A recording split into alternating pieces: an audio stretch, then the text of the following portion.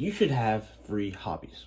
What I mean that is that you need to have hobbies that do not cost you anything. When it comes to life maxing and like actually being happy and things like that, I think this happiness should be free. Now, aside from the obvious thing where it's just saving money, it's better to have free hobbies because oftentimes free hobbies are actually much, much better than things you have to pay for.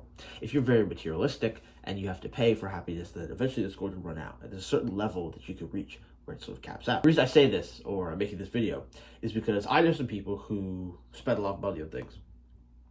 And they do these things because they want something to do. And a lot of their happiness and joy comes from consumerism and buying products. But the thing is, that's not actually how you should be using your time, money, or happiness at all. It's because being happy should come from within. It should come from yourself and your view of the world. There are some things that do cost money. Like, let's say you like building Lego sets, or you like, reading books. But reading books could actually be free if you know where to look. Wink, wink, hint, hint. It all kind of goes back to the idea of falling in love with the process of actually improving yourself and getting better and better. Because oftentimes things like that are much better hobbies and better pastimes because the joy should come from you improving yourself daily or you achieving a certain goal. So something that's free is like planting plants. I know you have to pay for seeds, but you can get seeds free. Reading books, like gaining more knowledge, things like that. Or even exercise. And so just those three as examples is because this morning when I got up, I was going to go for my run and exercise. I kind of thought, like, man, it's just so much fun for me to just run. And I could have the same amount of fun that someone does sitting there watching an episode of Netflix, paying for their subscriptions, paying for video games, doing all those things. I can do the real world and get as much fun out of that. So basically, it's not only much better on the wallet, it's actually better for just mental dopamine. What I'm saying is that like something as simple as me going for a run in the morning and I were to just feel the rush of the wind, I were to do all that stuff, it's much more fun and it's actually much more better for my mind because it's less stimulating, it's less dopamine stimulating. And like I said, this is how you discover true happiness. If you are able to sit in a room by yourself and sort of have fun, then it kind of leads to the idea, and it actually helps you socialize, at least the idea that you are a just fun person to be around because you can sort of generate fun outwards into the universe. You don't need fun activities or fun things. You're just a fun person to be around. That is also going to help you in your social life. And it's actually kind of a flex almost that you just kind of see the world as fun around you, sort of romanticize life. And because you can take something very simple and make it fun.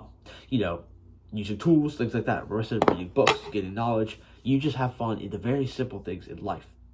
You don't need complex and intricate things to sort of have fun and keep yourself entertained or just even give yourself fulfillment, just joy in life. Right now, so as some advice, what I want you to do is look at your life, take a look at your life, look around. If you need money to go to college, all right, that's fair. You do need money for things in life. But if you can manage to make most of the things that you do very simplistic and free, like if the best day ever to you looks like getting up, working out, reading your favorite book, eating healthy, and just talking to people, all things that are free, then I guarantee you're just going to live a better, much more happy, fulfilled life. Because you do not need that much.